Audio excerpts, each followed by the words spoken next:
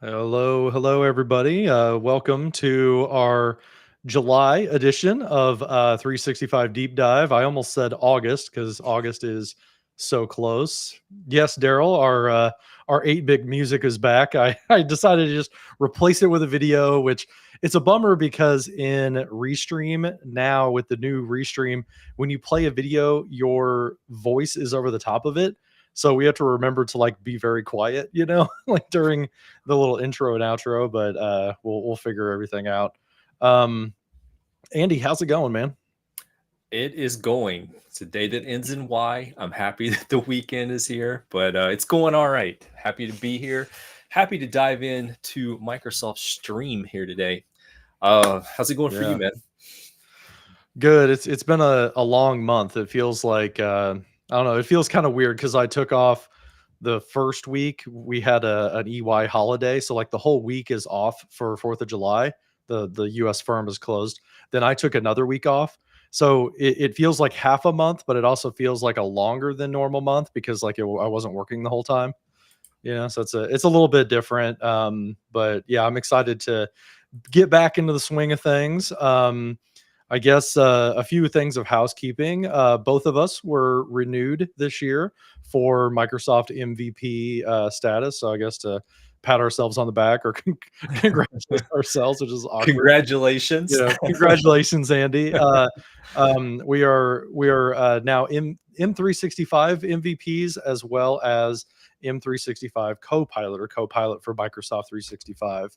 So that's exciting. That happened since the last time we got together and chatted, and I believe everybody we had on last month, all of our friends, Daryl and Alistair and Joanne, were all renewed as well. So congratulations to them and lots of our other friends in the MVP community. This is the first of our live streams on our new channel, entirely on our new channel. So you're watching us now on 365 Deep Dive, the standalone YouTube channel, as well as we're live streaming to Andy's LinkedIn Live. So a little bit of work to do there still. We found out that you have to have, what was it, 250, I think. I think we have to have 250 followers on our LinkedIn page. Then we can live stream to our LinkedIn page and not to like an individual's account. So in the meantime, we'll still go to Andy's LinkedIn because I think he's a little bit more popular than I am over on LinkedIn. And then we're on our YouTube channel. We're still planning to like cut up the shorts and pull, extract like key bits to put onto our own YouTube channels to kind of spread things out a little bit. But we're wanting to consolidate the audience into this one spot. So without further ado, our topic today that I'm really excited to talk about it was going to be a video back in March. I wrote a script for a video to talk about 3 exciting new things in Microsoft Stream as of like early in the springtime. But since then, things got busy. I didn't make the video. And now we have about 10 things that we want to talk about now that's new with Microsoft Stream. So we're just going to turn it into a deep dive. And that allows us to go a little bit deeper and actually do demos and things like that. So we've got 10 items that we want to talk about with what's new and exciting in Microsoft Stream. So, and I see Richard says, Happy Sysadmin Day. Is today Sysadmin Day? I didn't know that. I guess I probably should know that. I know like Professional Admins Day and things like that. Uh-oh, I think Andy dropped here. Let me see if he has anything in the notes. But yes, if it's Sysadmin Day, happy Sysadmin Day to all of those who are on. There we go. Andy's back on screen. Can you hear me, dude?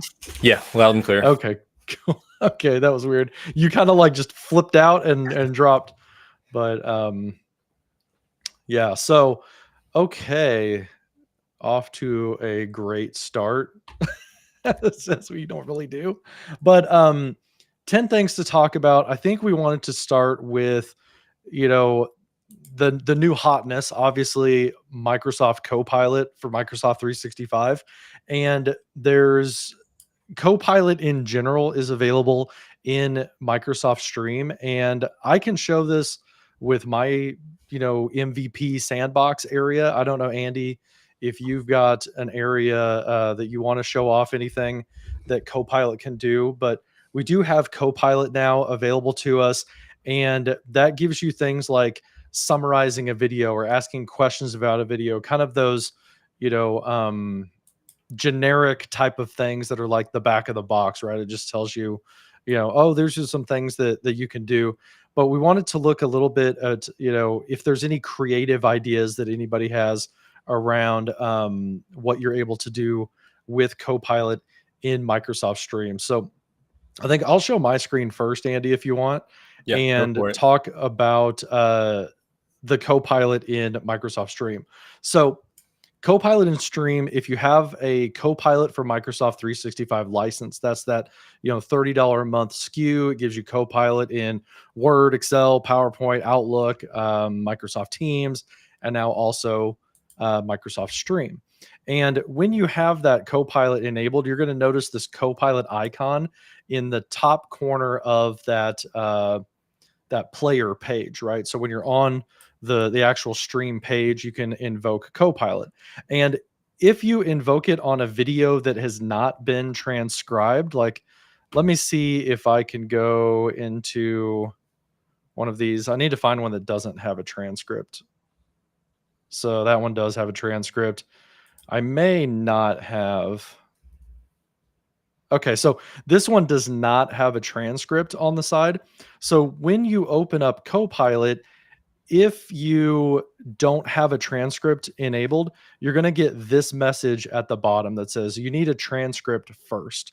So if these are grayed out and you see this message, you do need to generate a transcript, which now by default, if you don't change anything in the Microsoft Stream admin settings, all of your videos will generate a transcript automatically, but your organization might not be comfortable with that. Your admins may have turned that function off. So if you don't have an automated transcript, you'll get this message below. Once you do have a transcript, though, all of these options, these kind of like suggested items, will light up for you, and you'll have this enabled text box that you can type into. So I can do things like summarize this video, and this is an hour and 56-minute long video. So if I click summarize, it's going to use the transcript to basically understand what was going on in the video. And some ways where that's different than the ability to do this in Microsoft Teams. Some people have kind of come up like with, hey, is this different than Microsoft Teams where it's like tuned to be meeting notes? And when you get that intelligent recap, you're getting really three distinct sections in your recap when it comes to Microsoft Teams meetings. It's looking for an agenda, it's looking for meeting notes, and it's looking for action items. Whenever it's Microsoft Stream, you're really going to get like kind of a more raw summary. So you see, it's just a single bullet of bullets here that are the different topics that we discussed in the video with timestamps to the video. It's more navigational. It's more, high level, general type of things. You can choose to format it if you want to in that way, but it's a little bit more generic than the Teams version of getting a recap or summarizing a meeting. Is kind of tuned more towards a meeting. It understands that like there's action items and stuff like that. The other difference is if you go to the transcript, this is an uploaded video. So you'll see that even though me and Andy were both talking on the video, it doesn't have our face next to it. So one limitation to an uploaded video in Microsoft Stream with Copilot is going to be that it's not going to understand that like Andy took this as an action item, John took that as an action item, because it doesn't know who was speaking. It just knows like what the raw transcript is. But you can see here that it's this 2-hour video was about like the launch of our new channel. We kind of started out with that. We talked about prompt engineering basics, kind of like the ingredients that make a good prompt. And then about, 49 minutes in, we started about saving prompts and developing prompts and building a library, sharing that library, and then talked a little bit about publishing and putting those out into the organization. So very high level. It basically put it into what, one, two, three, four, five, six key topics that it was able to extract out of this. Andy, do you have anything to add about your experience with Copilot and videos? Not yet. uh, Okay. there's a couple things that I'm interested to see if it's going to come in the near future. Being able to do something more actionable with Copilot interacting with the video, like maybe creating a word summary based off of like key Mhm. elements of the video, or being able to reference like specific times in the video and Mhm. have it extract key information from that. I think that's going to go like a long way. This is a great start though to being able to interact with it, and it beats some of the workarounds that we've had, such as like for example in your Microsoft Edge browser you have a Copilot option in the upper right hand corner there. You can Mhm. actually use that Copilot, invoke that against Stream or YouTube or like another video service, and you Mhm. can have it generate things like summaries and ask it questions against the video. But again, it's kind of using the closed caption and it's kind of using the transcript that's there. Now we're bringing Mhm. that directly into Stream and streamlining that process just a little bit. But I want to be able to do some more actionable things like point to a specific time frame of the video, ask it to do, maybe create a step-by-step guide based off of what the instructor or the person was talking about at this particular point of the video. So I'm kind of waiting for some of that maturity to roll out with some of those features. Yeah, and I'm trying to do that prompt that kind of, like, pulls it together, like what you would get from a Teams meeting recap. So I said, "Hey, this is a meeting." I'm orienting Copilot to say, "This isn't a live stream, this is actually a meeting between 2 people." I'll say that actually, between John and Andy. "Please give me the meeting minutes. I want you to have an agenda, then I want you to give me the detailed notes. Finally, give me the action items, indicating who the item is assigned to and when it is due." Right. So you can still get, more structured and kind of like multi-step type of stuff out of Copilot and Stream, but it's just not tuned that way out of the box where it's going to format it what you're used to in, say, like a Teams meeting or something like that. So we'll see what comes up with this, where I kind of gave it an idea of like how I wanted it to split up its response for me. One thing that I've done, so I've been using this for several months now, and one thing that I've done is I've used it to help process our live streams. So I take our live stream, which is 2 hours long, I download it from YouTube, and then I want to cut it up into like bite-sized pieces, so that we can kind of repurpose that content. Not everybody wants to watch like a 2 hour long form type of video podcast. They want to, get the highlights. So I'll ask Copilot and Stream to like chunk it up into chapters. Like, hey, I want to publish a video once a week across 3 channels. So give me 12 chapters. I tell it to count out like 12 things that I want to pull. Then I can extract those and make shorter videos out of it. But you can see here it's got those things. So there's the agenda. It's got the agenda for me, the meeting minutes. So there's that second section of like what happened in there. And then I guess it just stopped for some reason. But the third thing I was asking for was those action items. But you can see I got a little bit more formatting where like it put a header and stuff like that. You can always go back and follow up with this and ask for those action items again. This is what the action items were from the video. So like subscribe to our new channel. Everybody should do that. That was 2 minutes into the video. Read about like several things that we put out there. We talked about resources for prompt engineering. That was mentioned at 24 minutes into the video, stuff like that. That's something, that's so great about Copilot in general, is just that it will tell you where that was. So where we said we were going to install Prompt Buddy, if I click on that, it jumps to that 1 minute 17 second or 1 hour, 17 minutes, 58 seconds. It jumps to that part of the video. That was a short video. Right. Yeah. So, I mean, that's pretty good too, because like this is a 2 hour long video, man. It's a monster Yeah. transcript and it's able to understand the entire thing. So, um, I would be curious if it goes into, like, is this using GPT 3.5? Is this having to go to 4 turbo? Because like the context window is so gigantic. I wonder you know, if we'd ever get some insight into what model it actually used. But that's a little bit about Copilot in Microsoft Stream.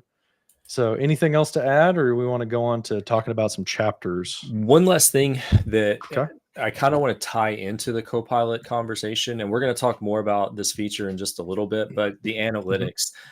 I would like to kind of cross reference Copilot and analytics and use Copilot to try to determine highlights of the video and why Mm. engagement at certain parts of the video, and kind of dive a little bit deeper into that.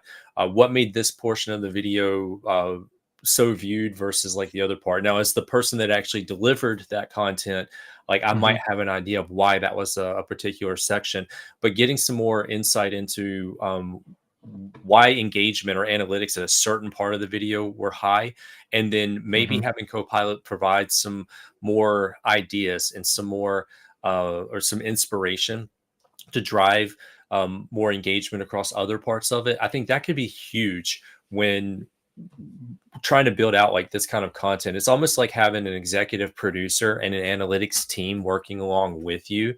And so I Mhm. kind of like to see a little bit more of that in the future. I love the start that we've got with Copilot here, and being able to go back and quickly search and summarize and drill down into the video. But I want to see more with Copilot and like the analytics and engagement, and helping me as a content creator, or helping a novice user who's not necessarily a content creator, to get a little bit more interaction, to get a little bit more interactivity with the video, and have Mhm. Copilot coach along with that.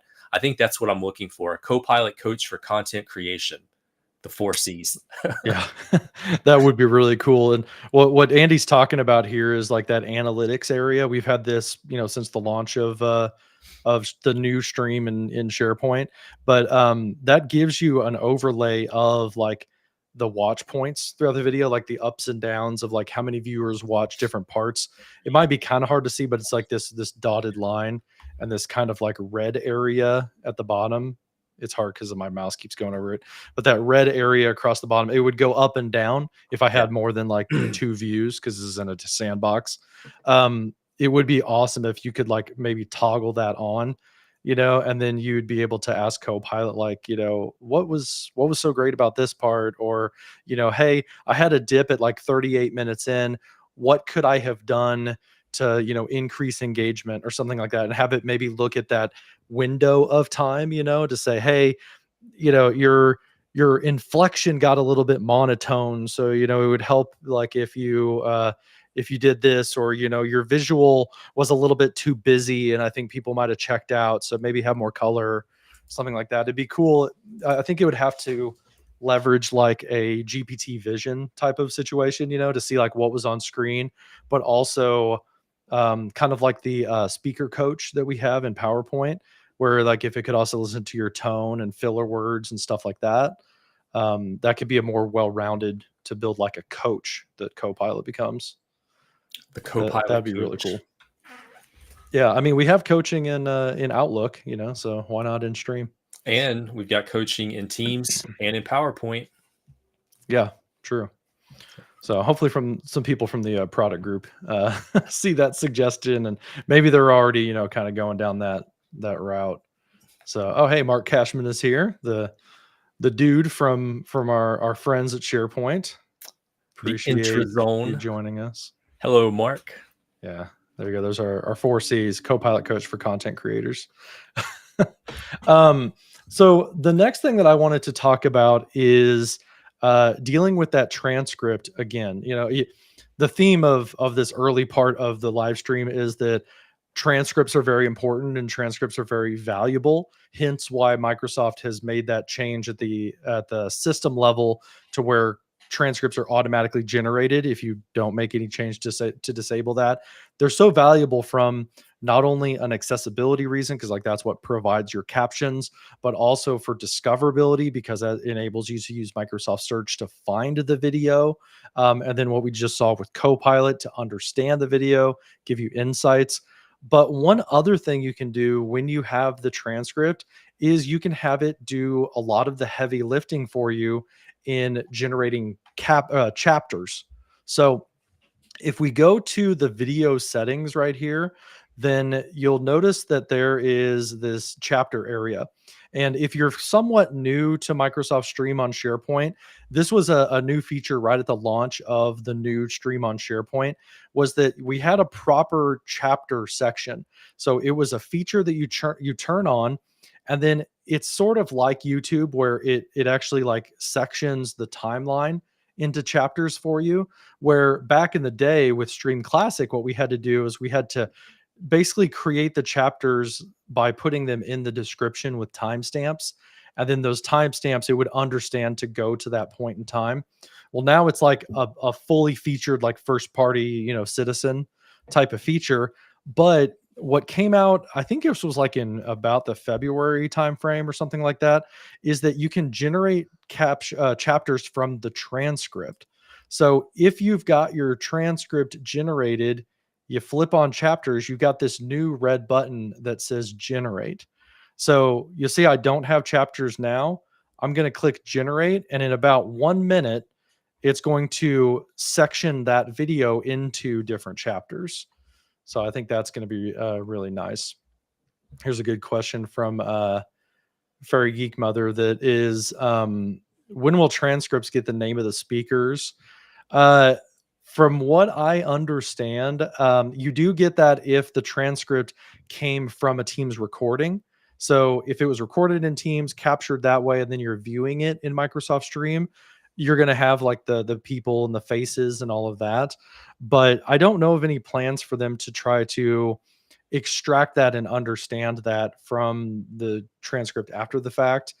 We used to have that in Stream Classic. I don't know if you guys remember. It was probably 4 or 5 years ago at this point, where we had facial recognition in videos, and it would like show like the different faces that were seen in the video.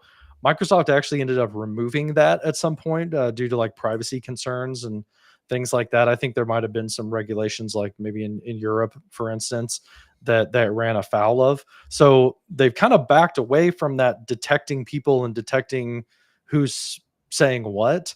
So I don't know if Microsoft would ever add that back in or not. I think the problem is just that reliability. Like it would be using the audio kind of like GPT Whisper, like OpenAI Whisper, to understand the different voices and detect them. Where if it's a Teams recording, you have a very definitive who was saying what at what point in time, because like that audio stream was going, and that was Andy's audio stream or John's audio stream. So we know definitively who it was. But I mean, we do have intelligent speakers in Microsoft Teams rooms now that are detecting like up to 12 people in a room. So I don't know. Have you heard anything like that, Andy, about like detecting voices? I have not. I was actually just checking the roadmap for some of that as you were going through that. Okay. I know a couple things to point out around the transcripts, though, that are going to be helpful. It does support over 100 different languages, so it's going to work pretty broadly there. And then once it's translated, you can read the captions, you can search the captions. If you got Copilot, you can Copilot against the captions. But multilingual, you are going to be able to work with it. You'll have your primary language, and then you'll be able to work with it in the other languages. Yeah, adding those manually. So it took about a minute, maybe like 2 minutes or so. I did have to refresh the page.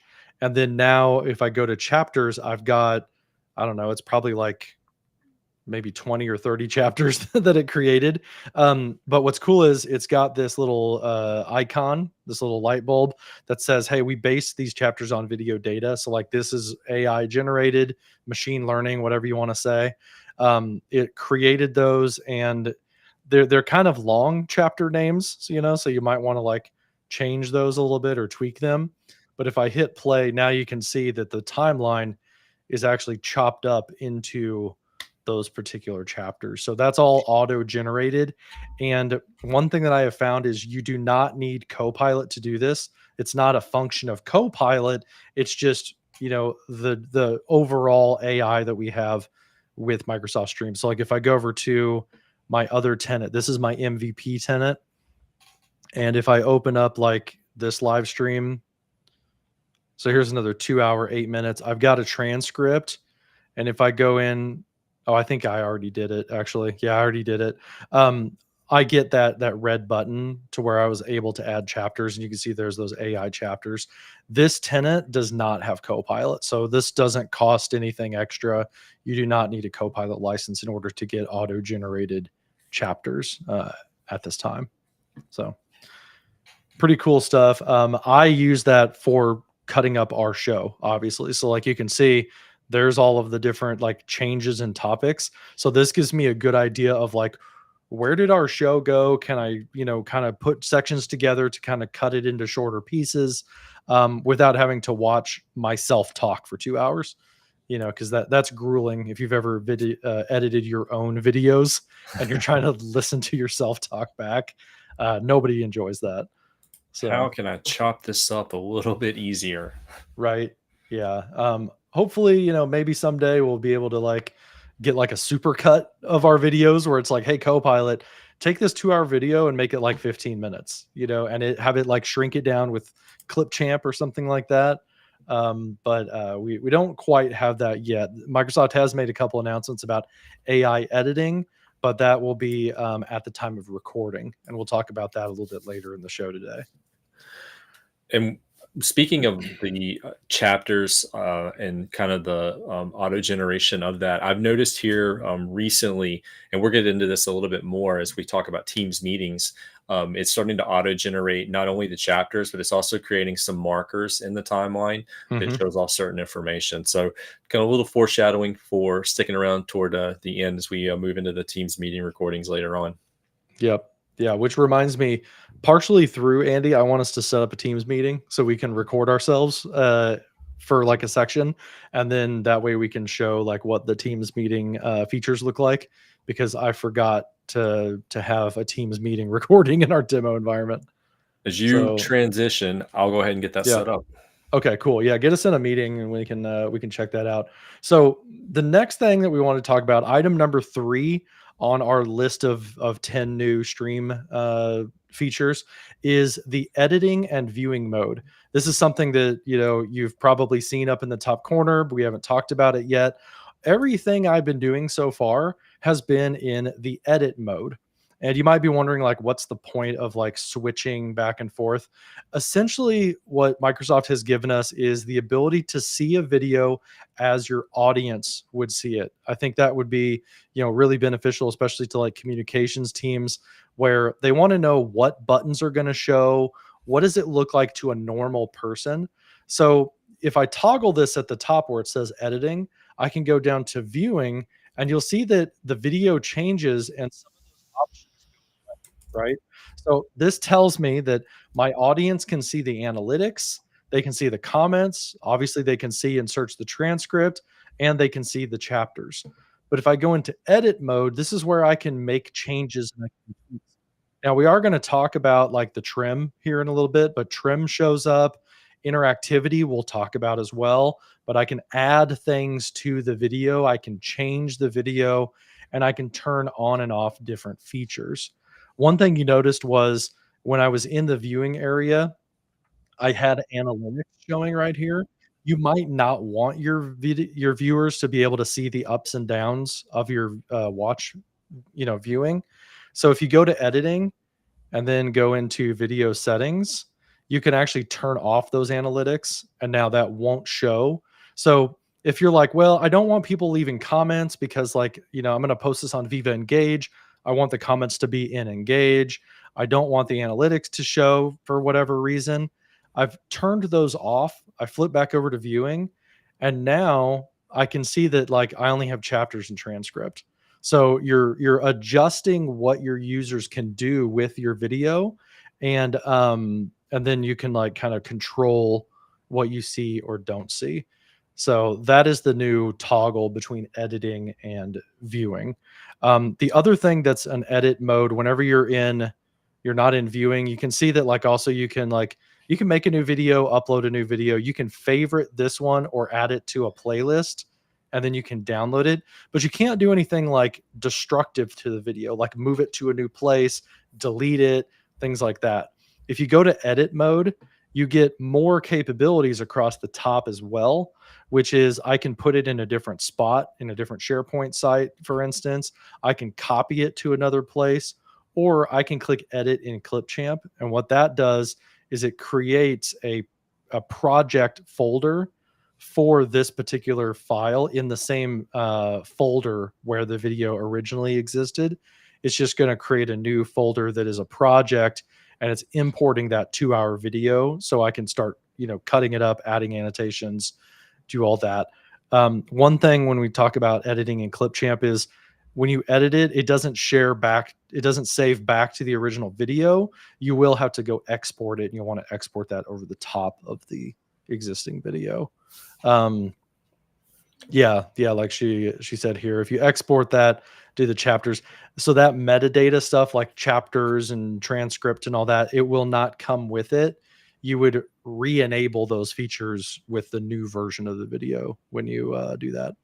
Now, the other thing that we'll talk about soon, which is the that's really trim. important to emphasize on that, Yeah. though. Like, we're going to get into like trimming and editing, and there's some nuances, there's some definite differences there. But if you go from Stream over into Clipchamp, you are going to lose some of that metadata, like your chapter markers, and you're going to have to go back and maybe redo some of that after the fact.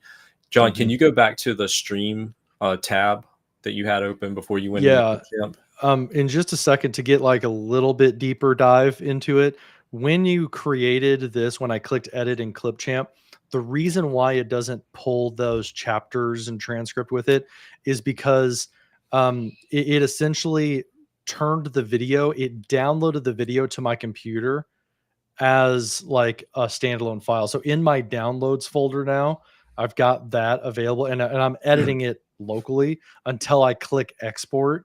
And then I would be saving it back to the cloud. As far as SharePoint is concerned, that's a new file. So that's why it wouldn't carry that stuff with it. So here's the Stream tab again. No, I just wanted to point out here, though, like depending on how the video was created, like whether maybe you uploaded it to your OneDrive, or maybe it's a Teams meeting recording, or maybe you recorded with Stream in the web browser. When you're here and you're working with like the move to and the copy to, if you're like moving it or relocating it, then it will pull and send that information over with it. So it will send the chapter marking, the transcript over with it, so you won't lose that. That's true. Yeah, it's attached to the file, so it goes with the file, with the file commands that you're doing. That's a good point. Another good thing Michael pointed out. So this is something I didn't realize, that auto chapter feature. He said he didn't see it in his tenant. So it apparently this only works for English videos. So Michael's tenant is probably set to German for his demo tenant, which is why he didn't see it. So your English videos, you'll be able to do those auto chapters. Thanks for pointing that out, Michael. And Daryl's got one more good point. Yeah, it's going to mess up the time codes if you were to do that, which that's something for us to test in 2 sections down, which is the trimming feature. Is that going to mess up our transcript, or is it going to keep those time codes? Yeah, we'll have to point that out. So Daryl, I'm going to star that comment so we can test that when we get to the trim section. Anything else about the edit mode and viewing mode that you can think of? No, I think we covered the list. Cool. All right, I'm going to strike that one out. And do you have a Teams meeting? Yes, and available? it's in your tenant. I sent it to a couple of your addresses, so you should have an invite there. Okay, I'm going to join this meeting now, and I'm going to turn on my microphones. So there's all of that. I don't want my speaker to do that. Okay, so So pardon our dust as we get this going. Okay, I hear myself twice. Are you set through your headphones for your Teams? I just took care of it. Okay, cool. Okay, yeah, I don't hear myself now. Cool. Okay, let's just make sure we've got a transcript going. And you see in Teams, it's got my face next to it. So we're, going back and forth, and we've got that going as well. So we're going to let that run over on the side. Pretend that that's not there, like a cooking show, right? We just put it in the oven. All right. The next thing that we wanted to talk about, Andy, is interactivity. This is a really, kind of interesting thing, which we had back in the day with Microsoft Stream Classic, which was the ability to embed a form in your video. And essentially the way that it worked was you would go in the timeline of your video and you would add a form manually, and then the video would essentially stop. It would display that full form. You would complete the form, and then it would pick up where it left off. So Microsoft has given us that ability again, but they've done one better with something called callouts as well. So if I go into edit mode right here, and then we go to video settings, this is one of those options that you're going to turn on or off, just like chapters, just like the about section or comments. It's a toggle. So you're going to want to turn it on, and then you get the interactivity menu item along the side. Once I have that interactivity, I'm able to add either a form or a call out. I think I'm going to start with a call out instead. So if I go to the call out, you see that it added this kind of yellow box. It's almost like a sticky note or something, and I can move it around on the screen here wherever I want to. I can change the color of that. I'm just going to call it a sticky note, but that call out box, and I can enter whatever I want. This is an important part, and I could basically highlight that section, and I can decide when it's going to start and when it's going to go away. So by default, it does 10 seconds long. And if I wanted to change that to I want it to be at the 12-minute mark, I would just click this little arrow, and it would pull that call out to the current point in time. And then it would do it for, it did it for 1 second. So I could decide how long I want that call out to be. So 13 minutes. And now I've got a call out that is essentially, 42 seconds long. And you'll see that it's got the call out right there. Now I can click the save button, and I've basically added a little call out that says this is important. Now, one thing that this could be really good for is clarifying a detail, right? Where if I, say that I mentioned, I messed up, right? And I said the word, I was demonstrating loop, but maybe I said the word Notion instead, right? So I said something, but I meant something else. I could totally just go in here and say, I meant loop, not Notion, right? So I can kind of add that as a hey, dummy, you were talking about something else. So you're kind of adding an annotation, or something like that. The other thing you can do is the call out can be sort of a less disruptive call to action, right? So if you want to highlight a PowerPoint slide deck or something like that, say this is a presentation against a set of slides, I could say let's add a new interactivity right here. Whoops. This is difficult because I keep hearing myself talk. Let me refresh the page because I messed up my interactivity. So let's add a new call out, and then we could say download these slides here. Then everybody wants to know in a recording for a town hall or something, where are the slides? Can I get these slides? Well, you can search for a document right here. So I don't know. Okay, let's say that I've got my Copilot, slide deck right here, and I want to add that. There's the link to that particular slide deck. I hit save, and now that's a clickable link as well. So whenever I'm back in my viewing area, let's go back to the way the audience would see it. You'll see two things. The first is there's these little markers, these little post-it notes. That's what Andy was talking about, these timeline markers when there's something that you want to call attention to, right? And we'll see what it looks like in a Teams meeting. But this tells me there's something clickable or there's a call out right here. So if I click on that, it jumps me to that section, and now I can click on it and it's going to open up and download that slide deck for me. So that's really helpful for, hey, do you want these slides? Click on this link to get to them. Now you can also add any link you want to as well. So like if I was going to do something here and go into interactivity, add a call out, and I was going to say like, check out our Viva Engage community, you know, I could put in like HTTPS Viva, what is it, like engage.cloud.microsoft, I think is the link. So you can put any link into here and it makes it clickable. You just got to kind of put like the whole HTTPS:// in front of it that tells it that it's a URL, and then it wraps it in that clickable thing for you. This is something I do at EY where we've got an onboarding video for Microsoft Copilot, and we want people to go to our Viva Engage community to ask questions. So in the recording for that, I put at the end, you know, visit us on Viva Engage to connect with us. So that's a real world example, is sending people out to like a call to action or something like that. So that's clarifying some detail, like you mess something up, linking out to a resource like a supporting slide deck or a Word document, and then like getting people to go to a Teams community, Viva Engage group, a call to action like signing up for something like that. Let's try a few different link types. I want to try to break it. I want to kind of test it. So one of the things that I don't particularly like is that I can't give it a clean display name and kind of mask the URL. Yeah, you know, that is pretty annoying. long. So I want to try a few different things. So like let's open a new tab and let's just go to like Microsoft Stream Learning or something like that. Okay.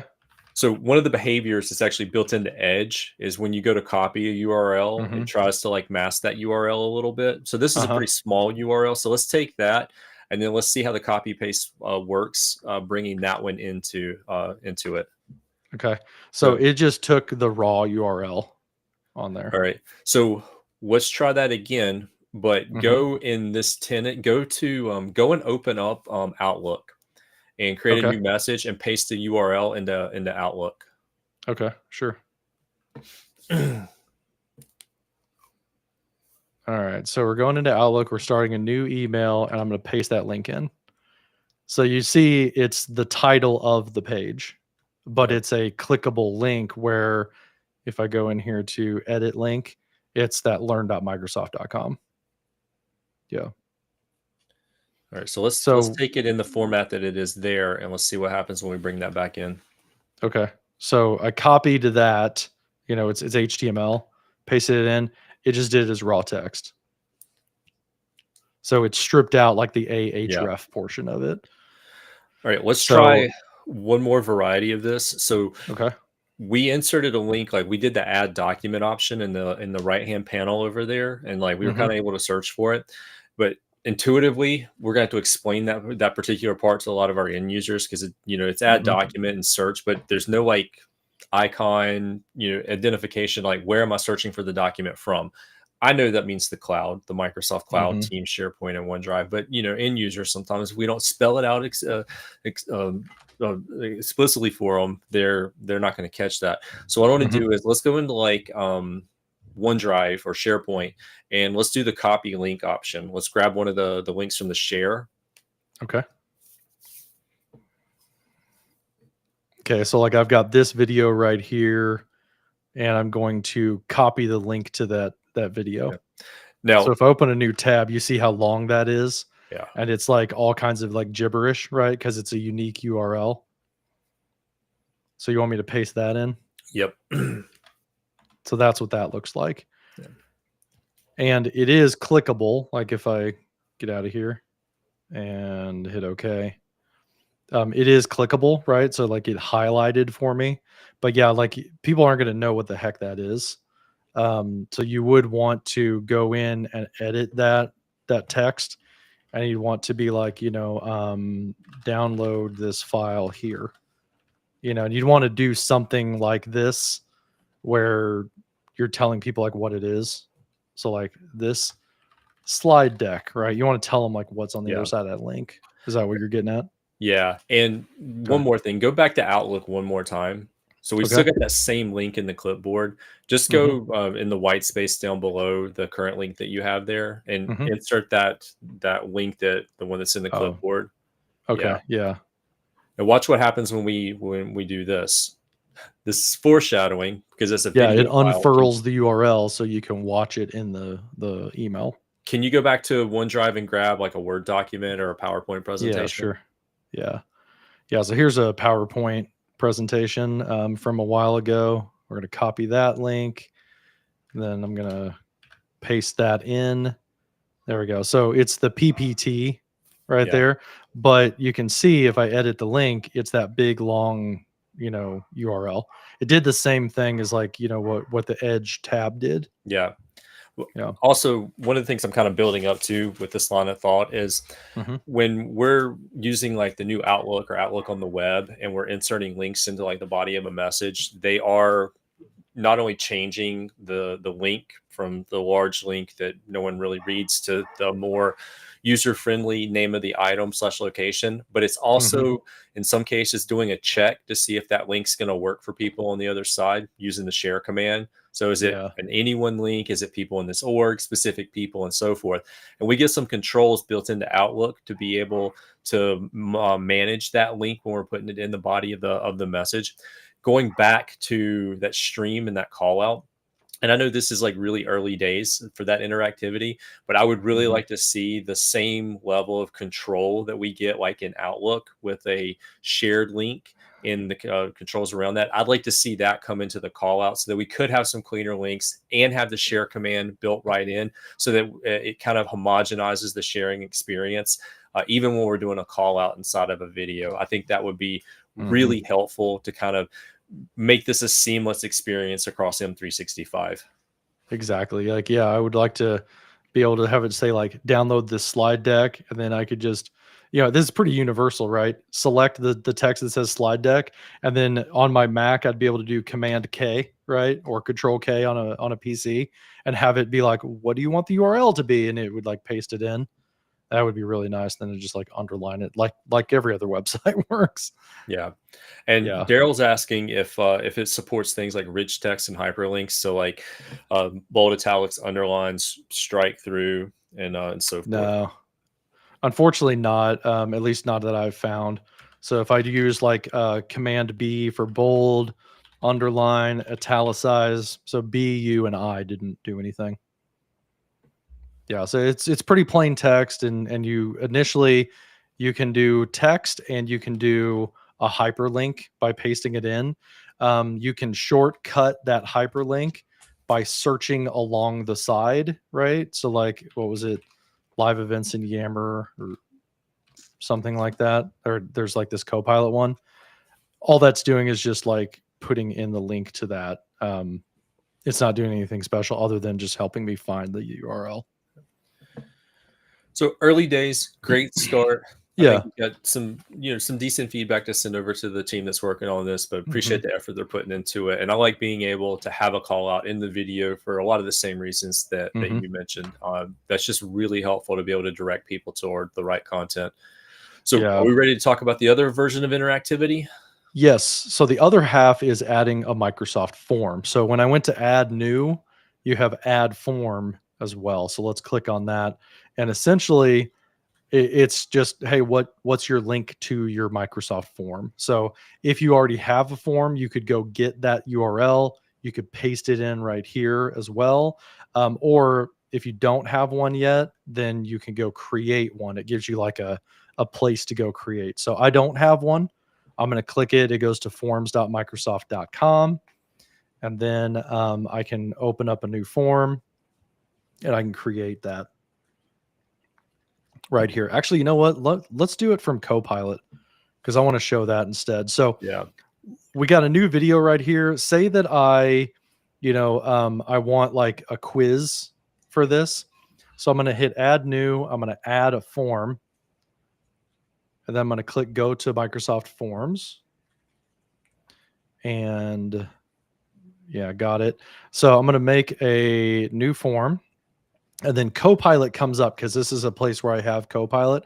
So I can say like make a 5-question quiz about wind farms, right? Let's see what it does. So this is really helpful if you've got Copilot. You can have it like make your form for you. Takes a lot of the heavy lifting out of it if you want. But this would be super nice is by going back and forth. One thing you can do to get creative with Copilot is you could go into Copilot based off the transcript and say, hey, Copilot, give me 5 questions about this video in the form of a quiz, make them multiple choice, and tell me which one is the right answer, right? So that gives you like in text, here's what your quiz is. Then you could go into forms and you could paste that in, and essentially get your quiz built that way. So I'm going to keep this, and there's my little like multi-question quiz that I want to do. I'm going to click collect responses, and I'm going to copy that link. Now I go back to my video, and I'm going to paste that link in, and I want it to be at this point in time, and I want to click that. So this is how things worked in Stream Classic, right? You've got the form right here. Once it hits that point in the video, it's going to stop the video. It's going to take you to the form and actually render the form for you. And then once you are done completing the form, it will continue to the video, and then you can keep watching. This is great for those kind of like knowledge checks, if you will. I don't know if I'll be able to get back to it because I already closed out of it. Let me go back to viewing. And there's my form. There it is. So this is great for knowledge checks. What would be nice is I'd like to see a little bit more tighter coupling to where it would it would like basically you could have it like score the thing and then not continue unless you get like over 80% or something like that. I'd like to see a Like a little true bit more quiz. like, yeah, kind of like conversation between the video and the form. So like the form is telling the video to continue or something like that. That would be kind of nice. Let's just go ahead and randomly answer these things and hit submit. So I did submit it, but it still hasn't gone to the video. You have to manually click continue to video, and then it will pick up where it left off. So it'd be nice if it kind of did a little bit smoother handoff and things like that. But it's super helpful for like a knowledge check, doing a survey at the end. One thing I've done in my organization is again that onboarding for Copilot. We have this Copilot, mandatory onboarding video where everybody needs to watch this video to get up and running with Copilot. But it's not so mandatory that we're like keeping track of it, necessarily. So what we want to do is we want people to attest that they have watched the video, hey, on my honor, I say that I have watched this video all the way through. So at the end, what we do is we have an attestation form that says, I confirm that I have watched this video. Yes, I have. Please give me my license. And they have to like click OK, basically. So you could do that like at the end of the video. And then I put little 1-question quiz throughout my video. I think I had 3 questions that I like at the end of a section, I would have a little quiz question that would pop up. So I kind of sprinkled, rather than one form with 5 questions, I had 3 forms with 1 question on them. So just a different way of doing it. So I'm honestly surprised this question hasn't come up in the chat window, because this is one of the first questions that I get whenever I introduce interactivity in Stream Video with Microsoft Forms. And that's, what about the analytics and reporting on that? Being able to go back and report to see the surveys being taken over time? Yeah, so that is found in the analytics tab right here. If you're wanting to see like who's clicking on my call outs, who's, doing my forms. So in interactivity, so you go to analytics and there's a new tab for your interactivity. It will tell you like that like an average of 3 interactions per viewer. They were in for what, 18 seconds because I'm clicking around in the video, right? So one person viewed the interactivity, one person actually clicked the interactivity. So that tells you like how many people watched the video, how many people watched it long enough to hit one of my call outs or forms, and then how many people clicked on one of the call outs or forms. Yeah. Um, it doesn't tell me specifically the call outs, like, you know, 35% of people clicked on the link in this call out, but not in the other one. It doesn't give me that granularity, Right. but it tells me that people are interacting with the video. And then as far as the analytics related to the form itself, we should, well, because it's a form, we'll be able to go back and get that from Oh, Microsoft yeah. Forms. Yeah, of course. So you can go back into Microsoft Forms and it's just a form. So you would go into like responses right here, and there's my response where I like, I just basically click the first thing everywhere. And it's And you can get those in important to Excel. like point out here that it Mhm. is a Microsoft form. So you do have the ability to control things like the settings. Like for example, John got the link Mhm. through responses, but if we go into settings Yeah. here, you're going to be able I to could say like record only things. one response per person, Yeah. you know? Start Um, times, end times, set a yeah. duration, allow a receipt of responses after submission. So we can still take advantage of Mhm. some of the forms features. Where I'm kind of going with all of this is some of the feedback that I'm getting from my users is they want it to be more like some of the LMS systems that they might be familiar with from other providers. And if we're pushing a lot of like training to stream video and now we're adding the interactivity in it, they want to have more of like a dashboard for measuring that, not only the engagement but also like who actually watched the video, collecting names. They answered these Mhm. 3 questions along the way, so they did like view it in its completion. To your Yeah. point, the signing off, the attestation that they've confirmation that they've watched that video. So getting more of Mhm. that. So we're going back and forth a little bit from stream over to here to get that, but you can put some of that together if you need it. Yeah. So another thing, just to show that off, I click on the form and now it says your response has already been submitted, only one per person. So like I checked that box and it did it immediately. Let me uncheck that because I also, this might be a best practice for you guys is I whoops, clicked off of it. Uh I customized my thank you message to tell people to click the continue to video button because they, maybe your viewers are kind of dumb and they don't see that. Um, no judgments. But now if I go through and I click these and I take the quiz and I submit it, now it tells me your response has been submitted. Hey, click continue to video to continue watching. Oh, here it is. I'm not that dumb. Right. So you might want to put that in there. And that's kind of a way to, make it look a little bit more, embedded. Yeah. So, yeah. All Cool. right. Oh, here's a good question. Like, would Copilot only use the content from the beginning? Um, no, it wouldn't, because Copilot's gonna look at the entire video or the entire transcript for like, what are some quiz questions? So I guess you would have to know, uh, that. I don't know if it would probably take too much time to kind of test this live, but you may be able to say like, hey Copilot, I want to do a 3 quiz questions in this 90-minute video. Create me a quiz that has a question from the first 30 minutes, the second 30 minutes, and the last 30 minutes, and see if it would do it.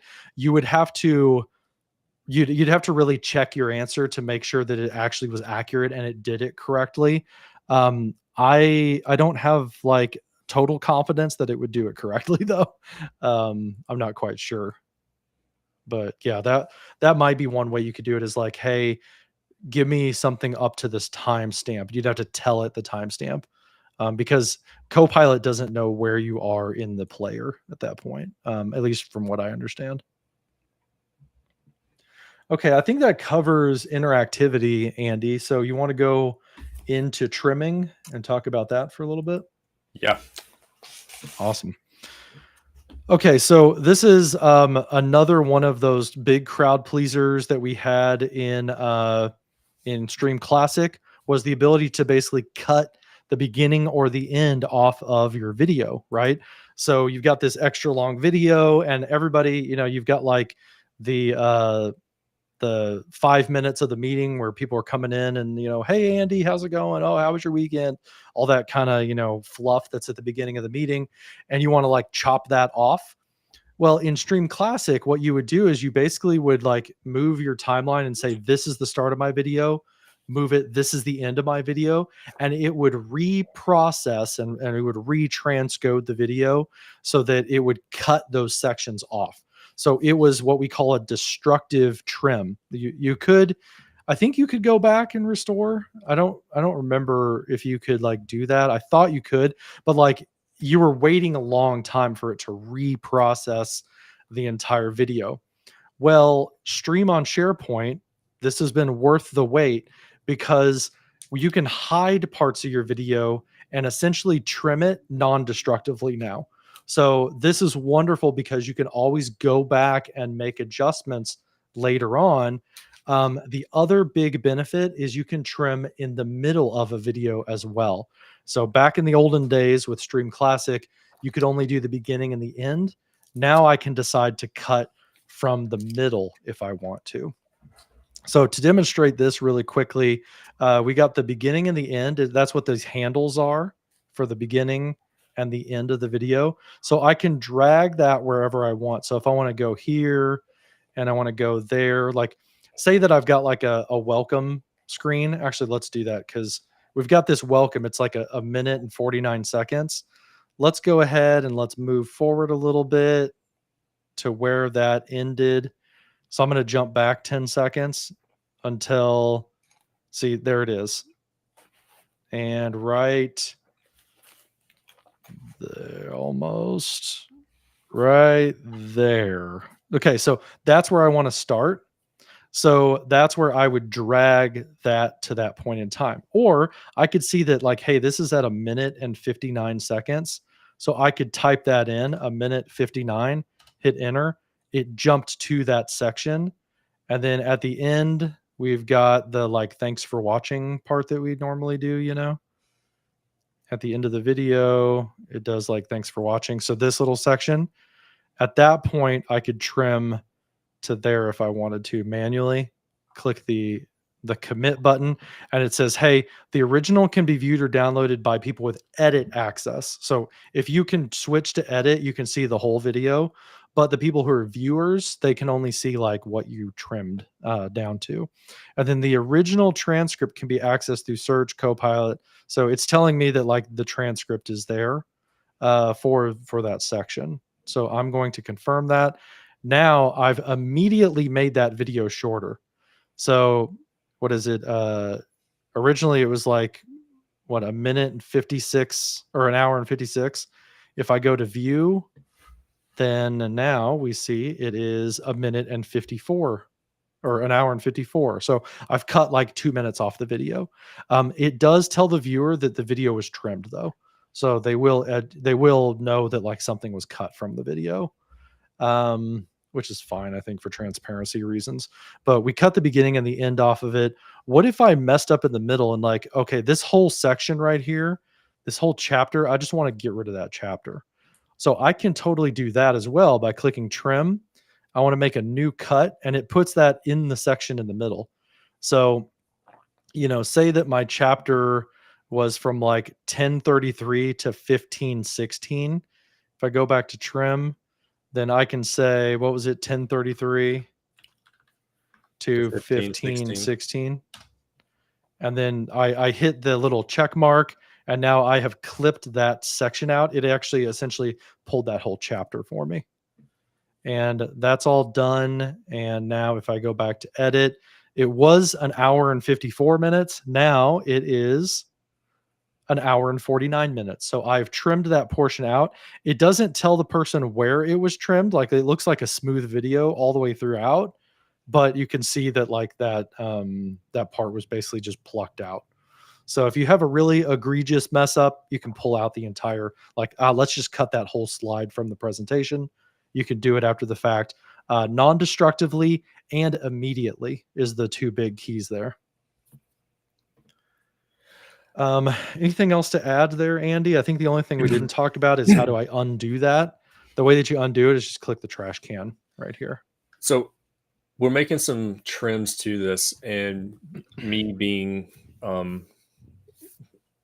curious, because I know what my end users are going to ask. I want us to go back into the original location for this file. So you got mix in the upper left-hand corner. Let's head back into the documents OneDrive. Okay. And then for this particular file, let's go into the version history. Okay. Yeah, and you can see it was modified 14 minutes ago. So let's go here. That probably would update if I refresh this page. Version history. So you can see this is today's date, right? At 1:55 was when it was last edited. Let me refresh. So fresh new page. 15 minutes ago, I click on this version history. It looks like it didn't add a version for it. So the other thing that I want to see is let's go back right here and just view the details for the file at the bottom. Okay. All right. So there's the details. Now it's telling me I edited this file about a minute ago. So just so it does have that. It also has the original length. So see that duration, 1 hour and 56 minutes, but we have trimmed it down to 1 hour and 49 minutes. So that could be because I have edit rights to the file, that it's showing the entirety.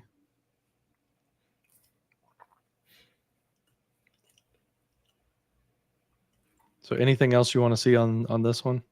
No, that was those were going to be some of the questions I think that people in the audience were going to have. I just want to make sure we get that on the stream about what's going to happen, like version history when we're doing the non-destructive trim, and what happens to the details pane with the edit history over there when you're doing it. So the other thing was back to Daryl's comment about the transcript. So let's go here. Let's go here and let's see if we can cut a big chunk of this off of here and see what that does to the transcript. You want to try that? Yep. So if we go to 2951, at 2951, we had like this chunk of stuff. Oh man. Can I do it with Word? Let me open up a new Word document and see what we can do. Screw it, let's just do Word.new. Word.new, go in here, paste it in. Okay, so there's like my timestamp of like 251 or 2951, stuff like that. Now, let's go down a little bit in the video to, so 2955. Let's jump to like 50 minutes in, like exactly 50. 50:02, and let's sync to video. So at like the 50-minute mark, there was this portion right here. So let's select that and let's go back into Word and let's add that. So that's the section of the transcript, right? Now let's go back and 2951, let's cut it out and let's see what happens. So we're going to go from 2950 to, what did I do? Like 50 minutes. So let's do it at like 1 hour and 15 minutes, right? Let's cut a big chunk off of there. And then let's go over to edit to view it.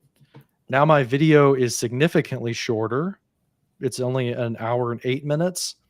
And let's go to the transcript and let's go to, what was it? 2951. So 2951. Well, I guess that didn't quite work. Let's scroll to 2951. So 2950 right here.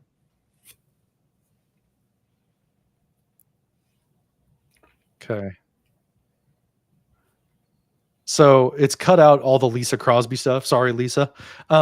We cut out all of that section where we were talking about her YouTube channel, and it goes from that 29:47 down to like, the 30-minute mark.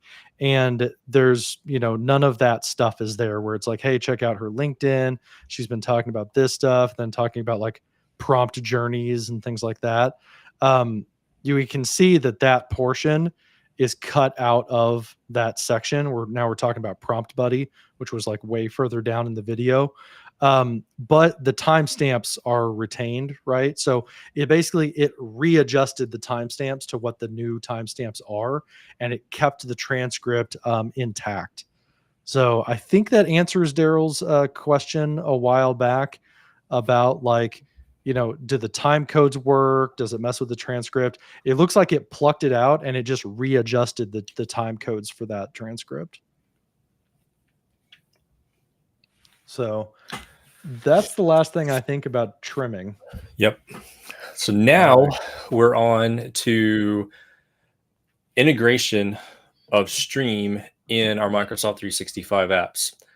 We saw a little bit of a preview of this earlier, but we're going to go down the rabbit hole of what happens when you take a stream video from the Microsoft Cloud and start trying to reference or use that in the other Microsoft 365 apps like Teams, Outlook, PowerPoint, Word, OneNote, Loop, Whiteboard, Viva Engage, and so forth. So since you want to keep driving, and we'll just kind of step through if you want, yeah. Yeah, sure. So a big kind of a roll-up feature in Microsoft Stream has been the native playback in all of these different places, right? So I've got a list here of several Microsoft Stream integrations with Microsoft 365 apps to basically do this in rapid fire. Let's go and let's share this particular video, and we're going to share it as a view with everybody in the tenant, and we're going to apply that and copy a link. So the first one is what happens in Outlook. So if we go into Outlook, wherever it is, there it is, and we make a new email. So new email right here. And if we paste that link in, I'm going to hit allow.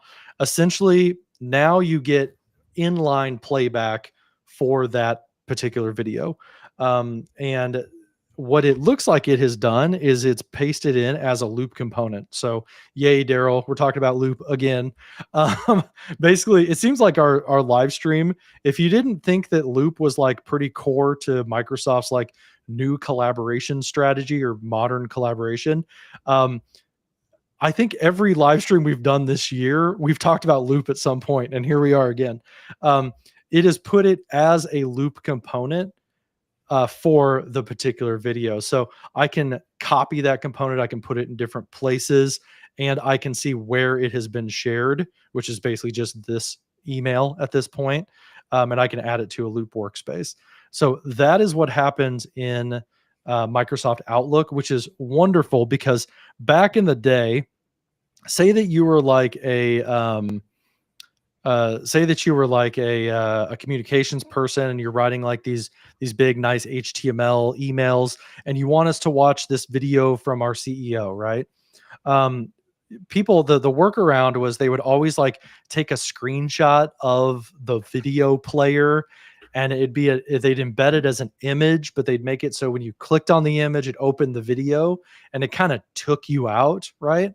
Well, with this, you can wrap your text at the beginning and at the end of it, but the video itself, like embedded in the body of the email, people can just watch it. If they're in the new Outlook, they'll be able to just watch it as well. Now, if they are on some other, version of like email, that doesn't support this, it would just be a link they would click on and it would open up the video like it always did.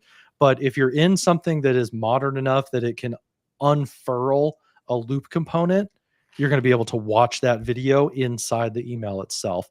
And when you open it up, it's got the full playback experience. So I've got the chapters inside this email. I've got the transcript. I can search this video inside the email. All of that stuff. I can play back the form inside the video, or inside the email. So if you're not getting it, like, you're doing everything you could do in the video within the body of the email message without going anywhere else. The only thing I don't have in here is I don't have the Copilot thing. So I can't just open-ended ask a question about it. But other than that, I have got the interactivity, the transcript, the chapters, all the main stuff I would need. And just to point out the super obvious, yes, the video is a little smaller, but in the upper right-hand corner, you can expand and you can make the message bigger or pop it out. That's the lower corner. Yeah, You yeah, can there you pop out go. the message into a separate window. You can view it over there, So you or see how big it is now. Yeah, If I make it full screen, it expanded out a little bit more. I can also click open in stream and it'll pop it out to the full player. I can make it full screen and all that cool stuff. and we're going to bring Mark's comment on the screen. You can watch the video and not have to leave Outlook and be taken out of the flow of work. So you can view that in line with whatever else you're doing. Stay in your inbox after this is over. Continue on with the next Outlook activity. Yeah, I think that's going to be really powerful, especially for comms teams. Yeah. I'll be interested to see, if we had more time to set it up, it would be nice to do like an HTML template for an email. And I'd be interested to hear somebody else, try that out where they've got like a placeholder in like a column, like in a table or something. Can they put the video there and it renders back? I'm not quite sure if that would work. But if you've got some email templates, go check that out. Leave us a comment and let us know if it worked for you or not. And there is a question out there about Okay. what happens for somebody that's external, how the video is going to actually look for them. We can try to test that. Yeah, sure. Give me 1 second. Let me try that. So I made this so it works with everybody at Contoso. So let me do John at Collabmore because that's outside the tenant. And I'm not a guest of the tenant because they don't allow guest access. Let's send it. And then I'm going to go back to my Outlook over here.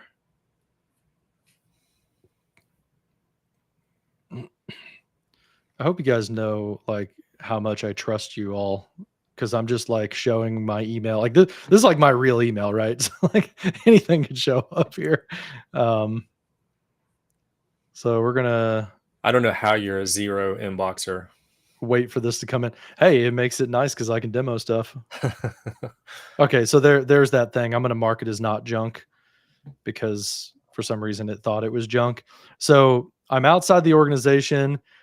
Oh, it's saying we couldn't show you the video. So that's because I'm outside of that tenant. If I clicked on the link, it would tell me, it would want me to log in. I don't have an account in this tenant, so it wouldn't work. Yeah. Now for that, so that prevents tenant, like somebody from forwarding it outside your organization. So for that particular tenant though, that you're sharing it from, that one actually has guest access turned off. It's completely sandboxed. Yes. So if you're in an organization that does allow external sharing, or you've whitelisted like certain domains, because this is based off of Loop, it should work because Loop now supports external users. So we would need to be able to test that. Yes. Yeah. So that's another thing to try out. But as far as like, for the obvious thing of like, oh no, somebody forwards it outside the organization, it's just not going to load just like a normal Loop component would behave. I like Mark's comment here. The favorite part is let's try that. Let's see what happens without a net. Yep. Yeah, sometimes it goes horribly wrong, sometimes it works out. We've already bought it. We're going to try and break it. Right. The only other thing to talk about with Outlook, in my opinion, is we talked inline playback. The other thing is recording a video in Outlook. This is something that is not out yet. It is coming in August. So let me just go to the roadmap here. You will be able to record yourself in Outlook So that'll be Outlook on the web and the Monarch client, which is Outlook for Windows as well.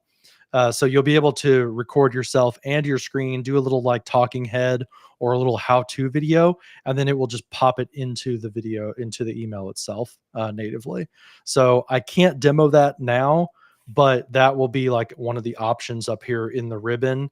I would imagine that if it's not going to be a picture up here, it probably is going to be under the insert tab, and you would like insert and record a video somewhere on this ribbon. But I think it would be in the insert area when that comes out. And it is slated today. It's slated to start rolling out in August. So maybe you'll see that sometime late summer, early fall for those of us in the Northern Hemisphere. Okay, so that is Outlook. You want to talk about PowerPoint, Andy? So we got a few different apps to actually step through.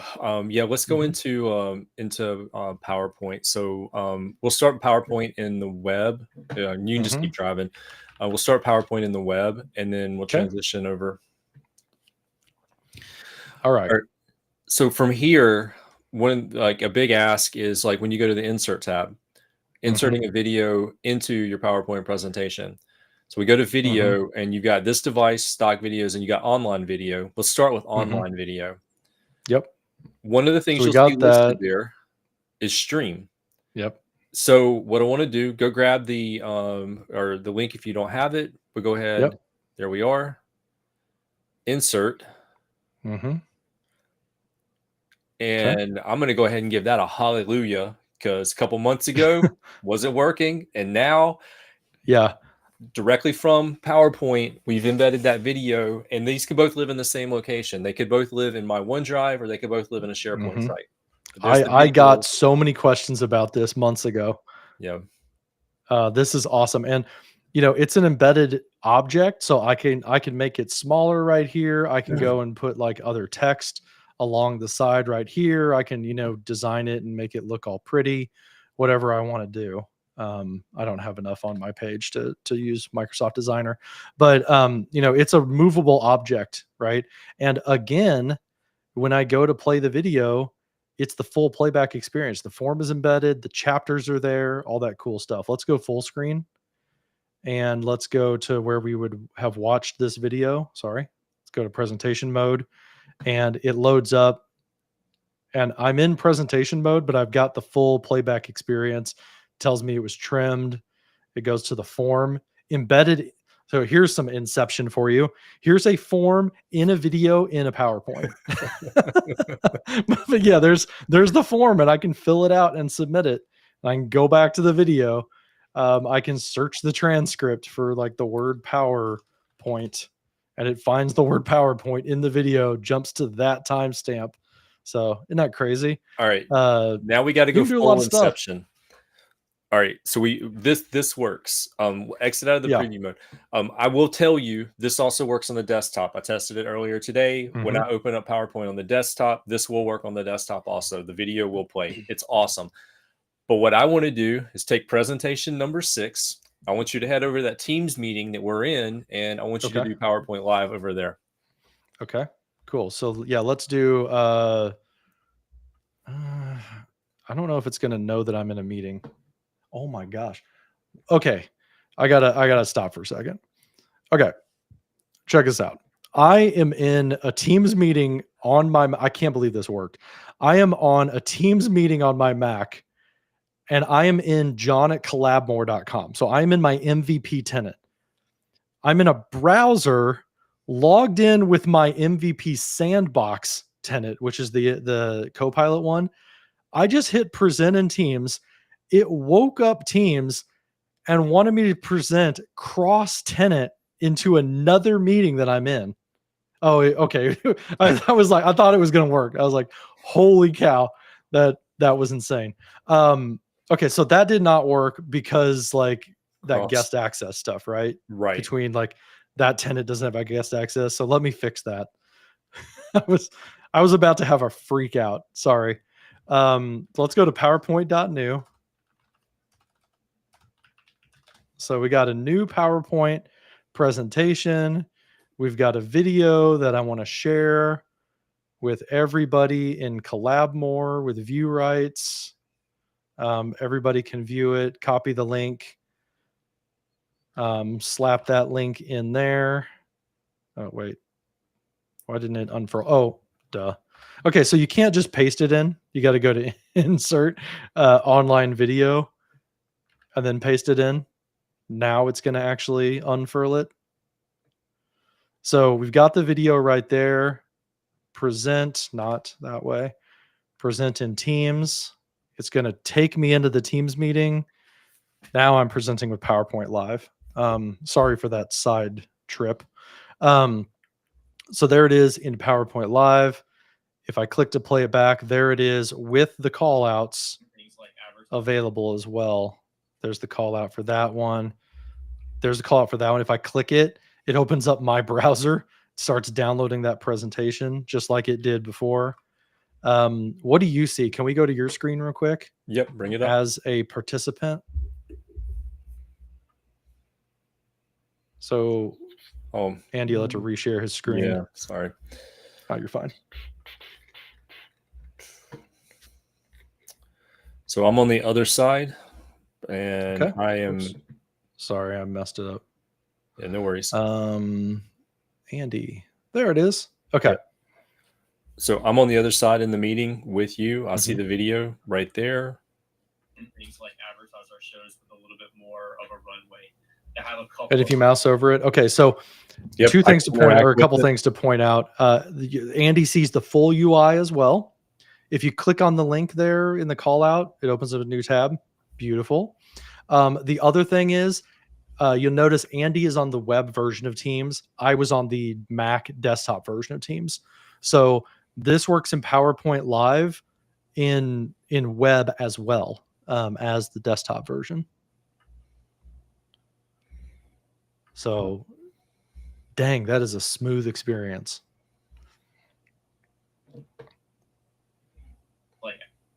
So yeah, that looks great.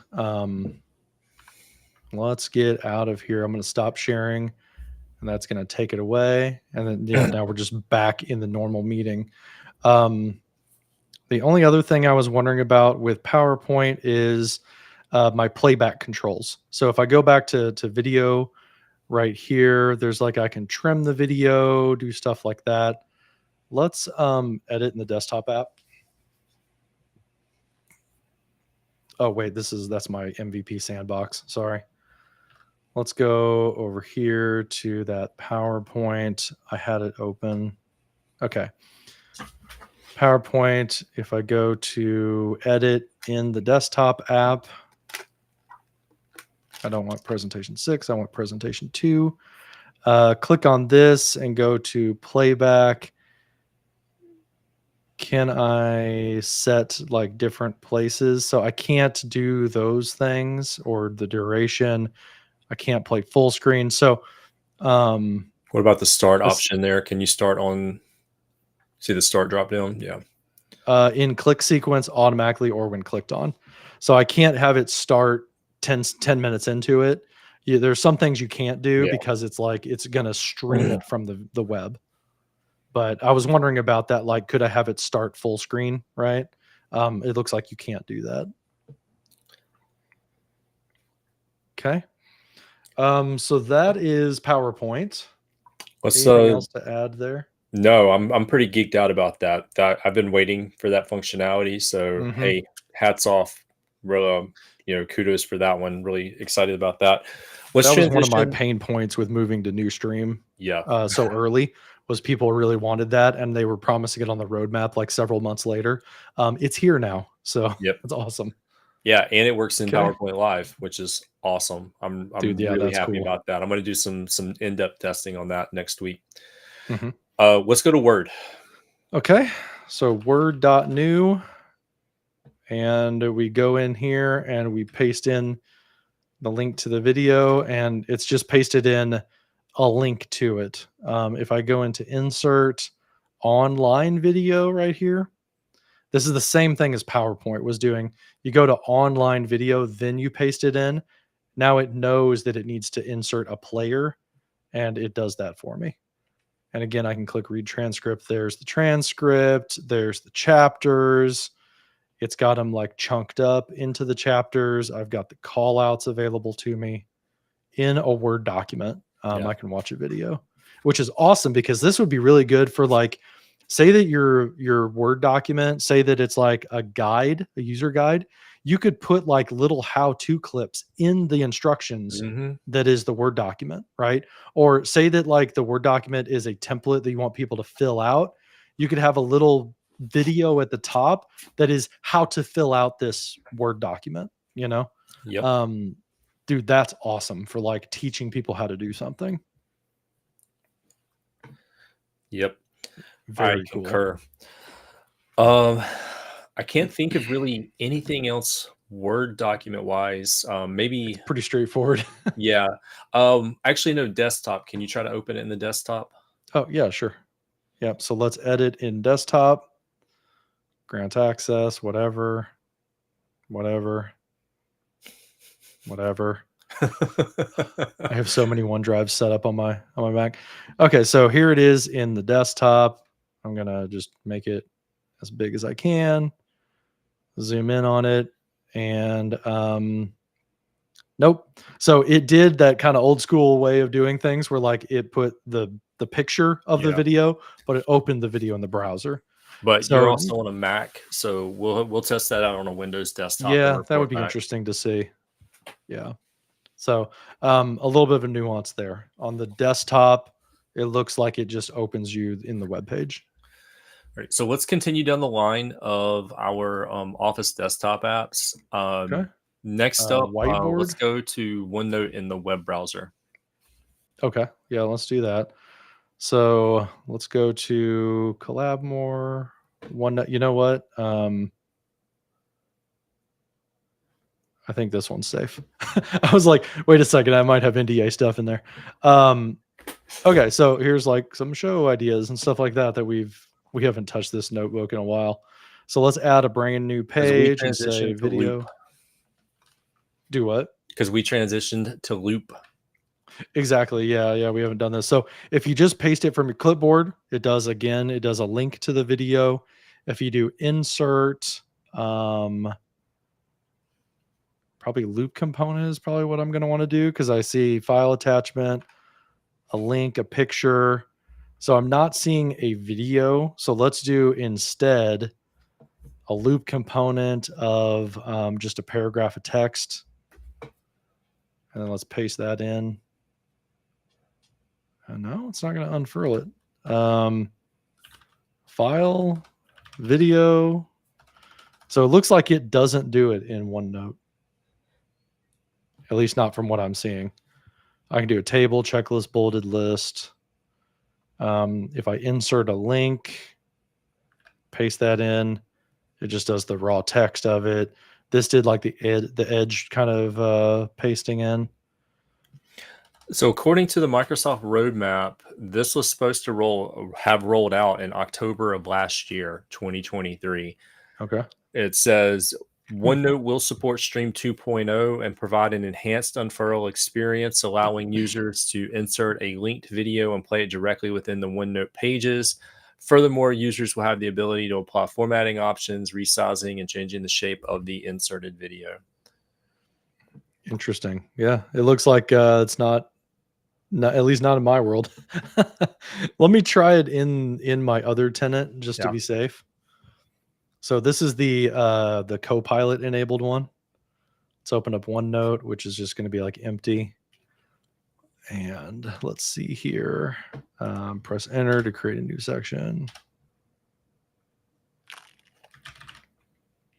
Add a new page. Paste it in. There's just a raw link. Insert. I don't see video. Yep. If I do that, that's going to browse my computer. Picture is not going to, it's just going to be like an actual picture. That's like a search the web thing. Loop component, there's no video or file component. If I go into a paragraph, it just does the link to it. If I do /insert, so it's the exact same as my personal tenant. Okay. We're going to circle back to that one. Yeah. So what I want you to do now is I want you to head over to loop, and I want you to find that loop component you were just working with. Okay. All right. So let's open in browser by clicking on that. That takes me to loop to this page itself, and there's that link. If I paste it in, it doesn't do anything. If I do /video/file, collapsible heading, comment label image, there's media. So I'm not seeing it in here either, which is weird because like it inserted the video as a loop component earlier. What you which Let's URL add a are new you using? idea. Okay. So I added a new idea and pasted it in, and it did the unfurl. So it's almost like it's a non-compatible loop component page or something. According to That's weird. documentation, the Mhm. ability to drop a stream video into loop should be working. Yeah. And it is in a brand new one, There it but is. it wasn't doing it in that recent one that I did. Yeah, this is because I pasted it from my other tenant. I Okay. messed that up. All right. So if I do one from the same tenant, it works just fine. But yeah, in my recent ones, this is that one that was from the OneNote. Mhm. If I go in there and was doing a new section down here and pasted it in, it doesn't unfurl. It's almost like it's not a full-blown, fully featured loop component. Okay. So go back to the one that worked here in loop. Yeah, so that was this untitled one. Which one was it? Oh, it was an idea. Sorry. There it is. Can you grab that component and share it back to your OneNote notebook? Sure. So copy component, go back into OneNote. Man, we're getting deep. Yeah, we are. Hey, this is good though. Paste in that component, and all it did was that. Insert components. That would be a brand new component. Yeah. Insert a link to a component. It's just the raw text. Yeah. Okay. Oh, OneNote, you're killing me. Okay, so yeah, it's looking like we kind of hit a brick wall with OneNote. All right. But loop, that works. That's good. All right. So we've got it in loop. We're able to see the video. It unfurls the URL. Let's transition then over to Microsoft Whiteboard. Yeah, let's do that. So whiteboard.microsoft.com. And we're going to open up a new whiteboard here. And surprise, surprise, this is totally going to do it as a loop component. So let me paste that in. There it is. And it popped it in here like that. So this is a raw embed. It's not actually a loop component in here because like I can add a comment to it. You don't see the like little loop component stuff that you would see in the top corner. Now, the other thing I can do is I could add a loop component in here. And I don't know, let's like add a checklist to it right there. And let's scroll over. Let's add something below and let's just paste that in. So that did not work. However, let's go to this loop component. Let's copy that bad boy. Let's put that loop component in here. That works. So if you're following what we're doing here, yeah, I know this is getting crazy. They went off the deep end. I was able to paste it in as a loop component. I did. Here's the raw video link. Let's paste that in. A raw video link works the same way. It looks the same to me. And then if I did it like started a component and pasted in, it didn't. It still kind of got that like not fully functional loop component going on, which is kind of odd. This is different though. So in Whiteboard, the other ones would tell me in the corner, it was saying read transcript, that button. This one says summarize. I've actually seen summarize pop up there a few times as we were moving through this. Oh, okay. All right. Yeah, it's not exclusive to just here, but I've seen this a few It's not times as it clickable. started to unfurl that Okay. link to the video. So that wasn't clickable. Let's go over to like Outlook again. Did it show an Outlook? We paste it in and okay, I'm not seeing it in there. That would have been rad if it had like a summarized thing right there, because then now in the email you get, you could just be like, what's this video about? And it would just summarize it. That'd be cool.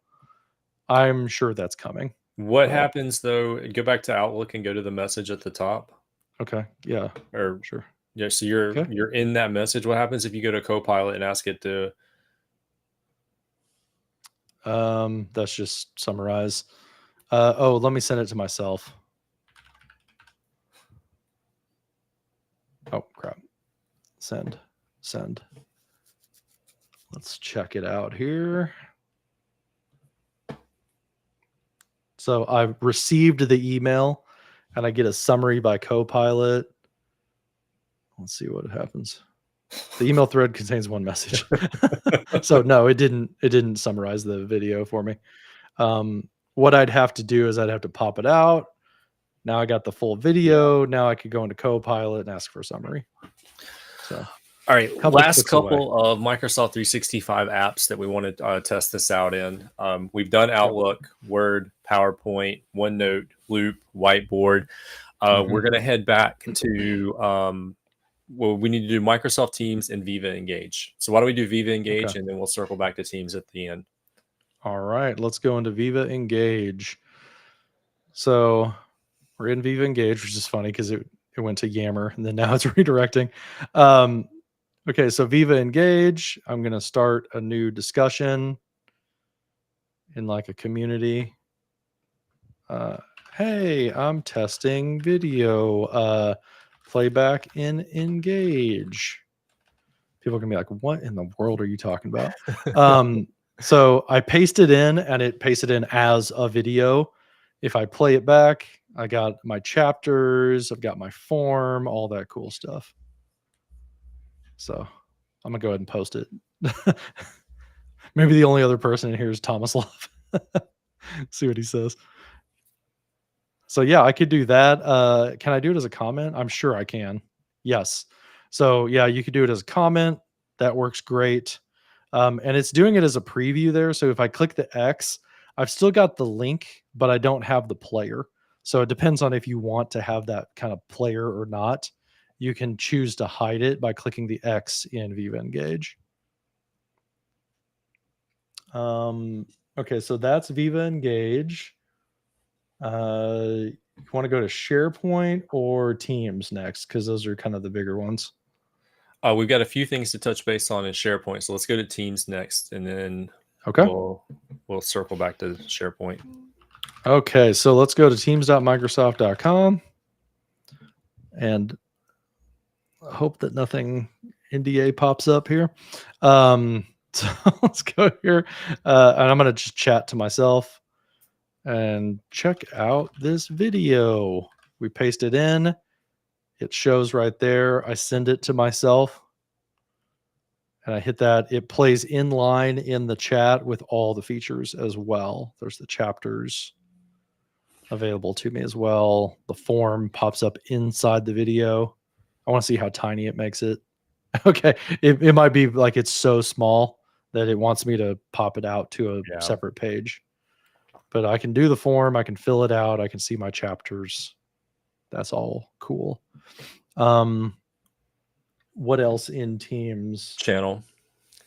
Teams channels. So in Teams, we go in here to Copilot lovers, start a post, check out video I'm testing. We paste it in there. Now it's taken the full width, right? Because it's a post. And now I've got like better playback showing right there. And it's wide enough that now if I view the form, it actually renders the form for me. So because the chat, like it's still doing like 1/3 or something like that, rather than like 75% width, it renders differently for you. But there's all of that. I'm going to delete this one now. So that's chat, channels.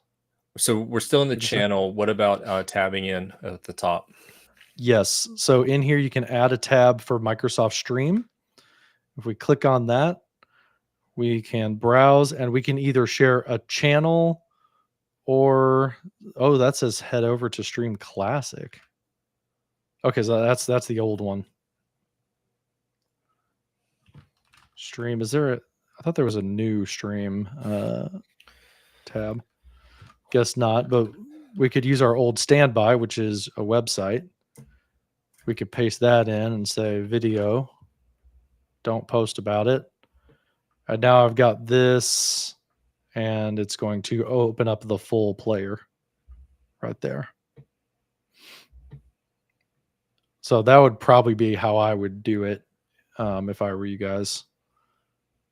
And it's going to play back like fully right there. All right. One last thing, since we're in Microsoft Teams, is along the left-hand navigation, there's the Stream app in Teams. You might find it underneath the meatball menu. Yes. Where's it at in here? Stream. There we go. It was already there. So that is just the full Stream web page, web app. Yeah. Which there's that March one that we were just playing with. If I open that up, it is going to play in the new player in a new browser for me. So that opened up in a new tab essentially. But we can do all the stuff there. If I do a camera recording, again, it opens up a new page, takes me to the camera page for that. And that opened up on my phone. That's awesome. Wireless cameras. So this is the round robin round. That covers most of them. The last app that we have is SharePoint. Yeah, let's clean up some windows here. Okay, so let's go over to SharePoint. Actually, I've got this preloaded on this page over here. So in SharePoint, there is a new like proper web part available to us. So if we edit a page in SharePoint, we go to add a new web part using the plus sign right there. Stream is a proper web part now. It used to be that you would do either the file viewer or highlighted content or some other type of web part that you could show other things, but you just happen to be able to share a video. Now with the proper Stream one, you've got better options. So we can do either a grid layout or we can do a theater layout now. And then we can choose an easier way to get our videos in. We can say all videos on this particular site, which there's none on this site. We can point to a specific folder on the site. So I could like go into somewhere else. So like in 365 deep dive, past episodes, April completed. Oh gosh, shared channel. So there's where's all my videos? Oh my gosh. Completed April. Let's try March, I think was what I had some stuff in. There we go. Oh my gosh. I think we've been cleaning up after ourselves a little too much. Yeah, it must be. Let's just like go at the top level. Let's see if it does anything. Okay, so it does subfolders as well. Great. So for everything in March, I've got a player at the top and I've got like a ribbon at the bottom where I can scroll through those videos right there.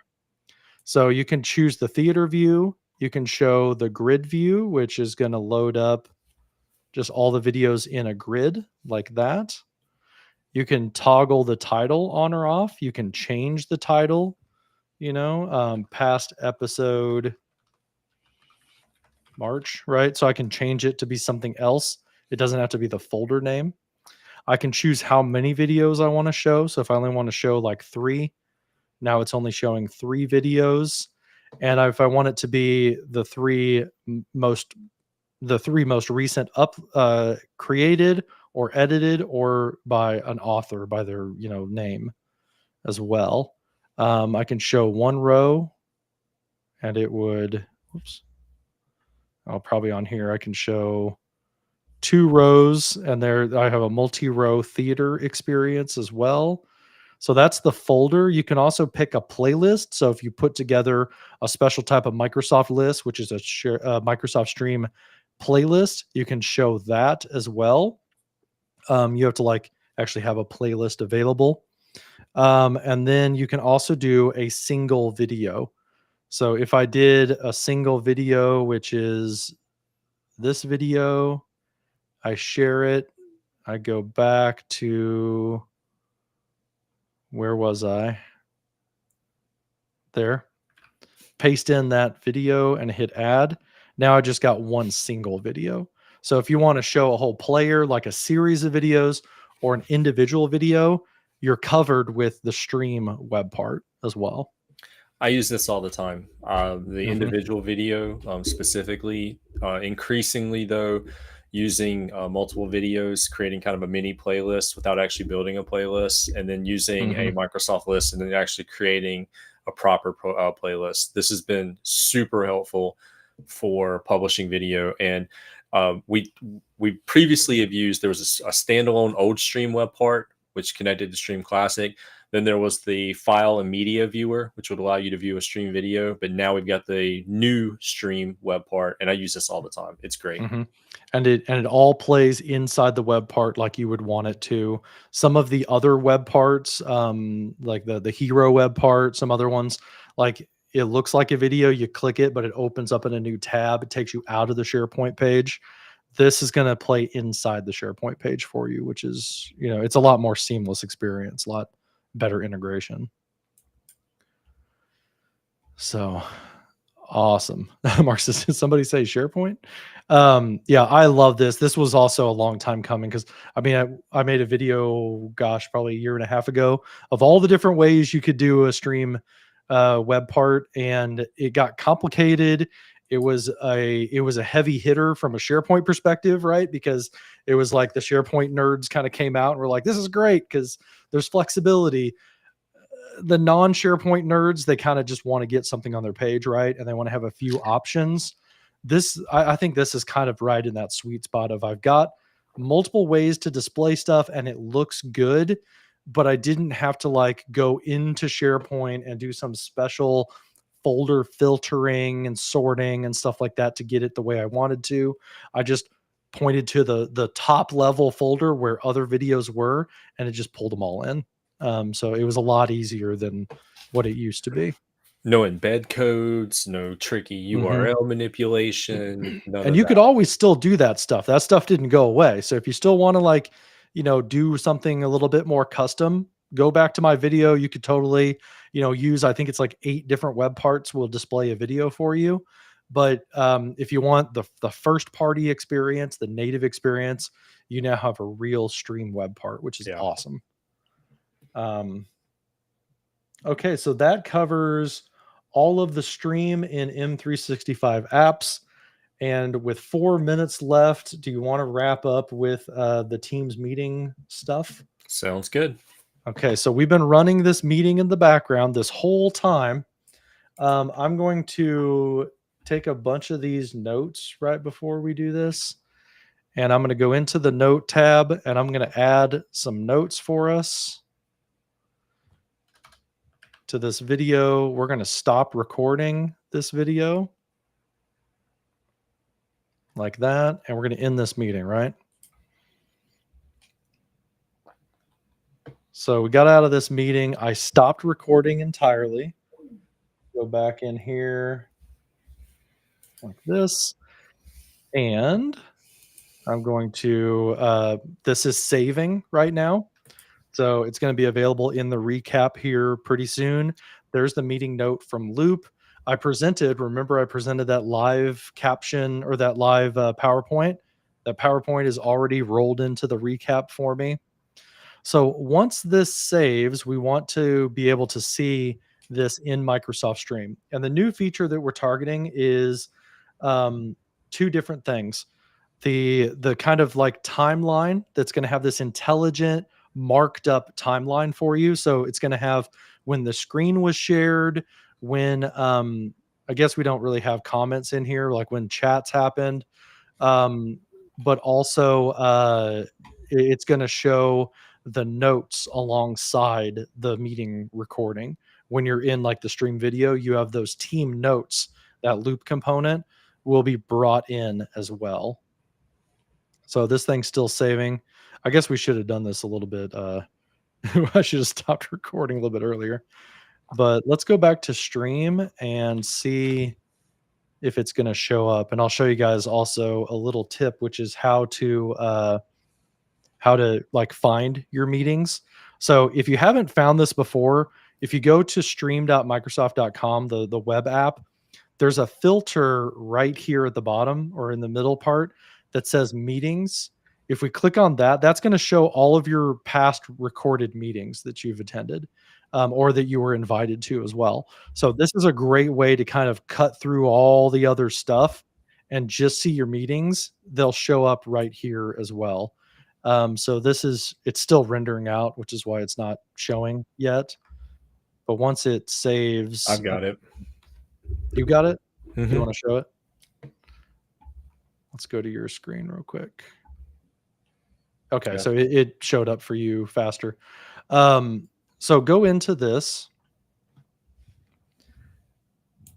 And now, see, look along the side. You guys will see the trim, the transcript, which now, Fairy Godmother, which you were saying with the transcript with the names, because this is a Teams recording, it's got the names listed next to it. So you know who said what. You got interactivity, and now you've got notes. It should have your icon in here somewhere. I might have muted myself or something. So I muted me because of feedback, and Yeah. it was picking up you coming from your side. So it's all me. Yeah, yeah. There we go. There it is. Okay. Yep. So And there's those then- differences. Now, if you click on notes, which is like the fourth one down, there is those Teams meeting notes powered by Loop. There's that Loop component. So now in that meeting recording, you're not leaving the notes behind while you watch that recording. Yeah. Those notes are editable, right? That was one thing we wanted to cover. So you can go in there, you can add notes, check things off. If there were action items at the bottom, you'd be able to check them off or add a comment to that action item, things like that. So you can keep working alongside that recording while you're watching it. So the notes are editable. I'm curious if they show in an embedded player. So could you copy the link, go to a new Outlook email and embed it for me? Just 1 second. So it didn't add auto chapters. The auto chapter thing, what I've seen is it does it based off of your PowerPoint Live.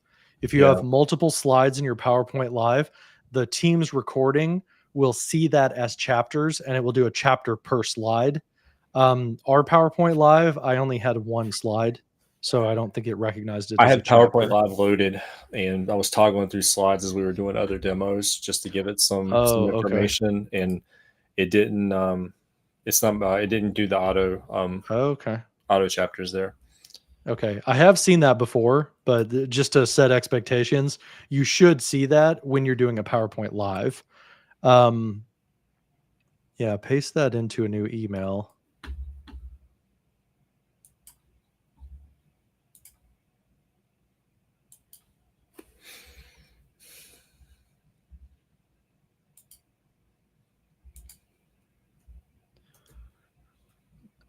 So it unfurls. If we start playing the video inside, do we have the notes button? So there's chapters, transcript. What's in that ... No. Okay, so the meeting notes do not show in the embedded player. So if you're like a project manager and you record the meeting and you send it out later on, right? You might want to have, here's the recording, also here's the notes, and paste that in as a separate Loop component. That way everybody sees it in the email as well. Like what Andy's doing right now. He's copying the Loop component and then he's going to paste that back into the email. So you're giving people everything. If they open it in stream, they're going to have the notes side by side, which is good.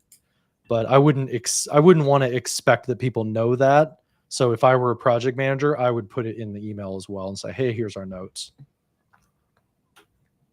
The auto chapters, so that didn't work, but we have seen that in the real world, which is good. I've seen it.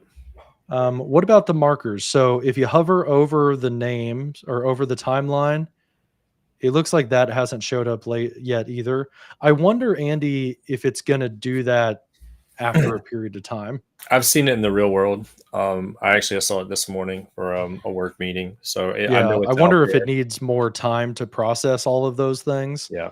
And maybe if we checked back like later in an hour or something like that, it might have the chapters and the other things. But the favorite one that I have, there's two favorites, is one is a little square with an arrow pointing up. That tells me that somebody shared the screen, and it would say the person. So if you mouse over, it'll say Andy Honeycutt shared screen, John Moore shared screen. Also, if you have Copilot, it will have a little @ sign. I don't know if this works if you don't have Copilot, but if there was a transcript going and you've got Copilot, I know that it works. You'll get an @ sign. That means that your name was mentioned in the transcript. So you could skim the timeline, find that @ sign, click it, and that will tell you where you were mentioned in the context of the meeting.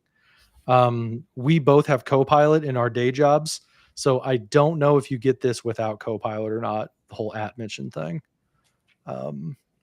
But it'd be helpful if somebody in the chat doesn't have Copilot and has seen that, let us know in a comment later on.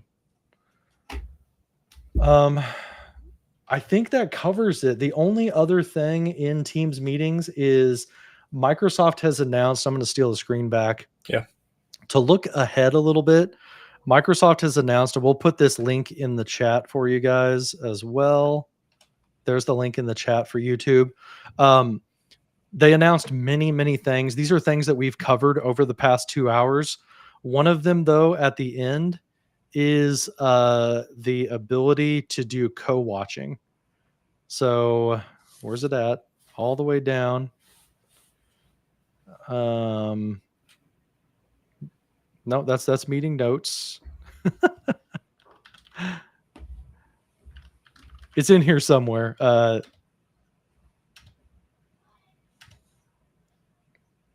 As people watch your video while watching. Here we go. Present and co-watch.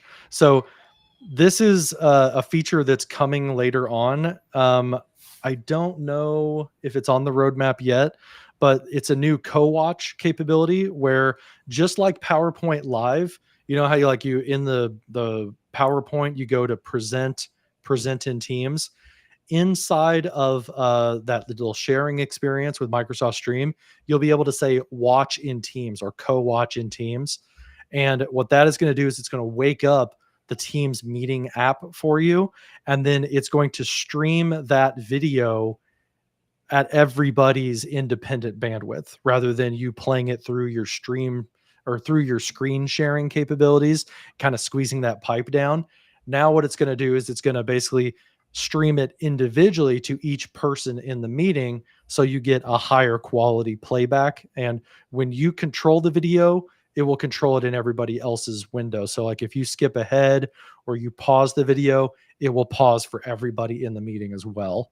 And that is the co-watching experience that is coming soon. That's the last thing I know about when it comes to the Teams meeting experience and Microsoft Stream as well. The only other stuff, I don't think there was really much else other than they started with this. So this is a great blog for you guys to check out. One of them is automated AI powered video editing. So this is another thing. I don't think it's come out on the roadmap yet, but there's a YouTube video for it. So let me paste this YouTube video in the chat for you guys. And this is coming soon-ish, probably a little bit later. But this is awesome because essentially it has all of your mess ups. You just keep recording yourself and mess up as much as you like. And what it's going to do is it's going to automatically trim down and edit out all the ums and all the mess ups, and where you started over, it's going to clip all that stuff out for you. And it's going to show you basically a soft edit of your stuff. So you can choose to keep that, or you can choose to tweak it a little bit. But this is another one of those things. I think it's probably going to be part of Copilot because it's kind of got that sparkle icon. But this is something we'll be looking forward to probably over the next year. And I think we'll definitely want to revisit that in a future session. So anything else to add? We covered a ton of ground today. Yeah, this one went fast. There was a lot. It did. I felt like I was just like one after another on like a list. Yeah, So. It turned into like a round robin going through all the different apps. Yeah, but suffice it to say, I hope that, you know, if there were any concerns about like, Microsoft, like they pushed out this stream on SharePoint situation and then they didn't do anything with it, or they focused on getting everybody to migrate and now everybody's in SharePoint, so they're just done with it. That is definitely not the case. We have gotten not only to feature parity on things, like you can embed a form now, but Microsoft has done one better in all of these different places, in my opinion. You can not only add a form, you can also add a call out, and you can add extra things with a call out. So that's better than we used to have. Not only can you trim your video, you can trim the middle of the video. You can undo it. It's immediate. Doesn't have to re-render.